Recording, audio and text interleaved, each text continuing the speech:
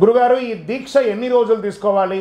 కొంతమంది మండలం అంటారు, అర్ధమండలం అంటారు, కాల్ మండలం అంటారు. ఇలా ఉంటే వేసుకోవచ్చా? మంచి ప్రశ్న.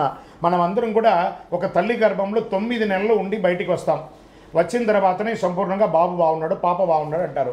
వాళ్ళు 7 నెలల్లో, 5 నెలల్లో, 4 నెలల్లో వస్తే ఏమంటారు? ప్రీ మెచ్యూర్డ్ బేబీగా ఉంటాం. వాళ్ళ జీవితం కూడా ఎలా ఉంటుందో అలాగే ఉంటుంది. అందులోనూ ఆ పావనమైనటువంటి 18వ ఎక్కాలి అని అంటే ఒక మండలకాల బ్రహ్మచర్య దీక్ష ఉండి ఆ దీక్ష అయిన నెక్స్ట్ డేనే ఇరుముడి కట్టుకొని శబరిమలకి వెళ్ళాలని శాస్త్ర ప్రమాణం ఉంది. ఖచ్చితంగా మండల కాలమే ఉండాలి. అర్ధమండలం, కాల్ మండలం ఇవన్నీ వేస్తే ఉపయోగమే లేదు. అలా వెళ్ళి స్వామివారి క్షేత్రాన్ని ఇబ్బంది పెట్టకండి. దానివల్ల మీ కుటుంబంలో ఏ సమస్యలు వచ్చినా అది మళ్ళీ మీకే అది ఇబ్బందిగా ఉంటుంది. కాబట్టి అలా అంతా కాకుండా స్వామివారు శిక్షించేవారు కాదు. స్వామివారి ముందర 18గా ఉన్నారు చూసారా, వాళ్ళు స్వామివారి దగ్గర వరం పొందారట.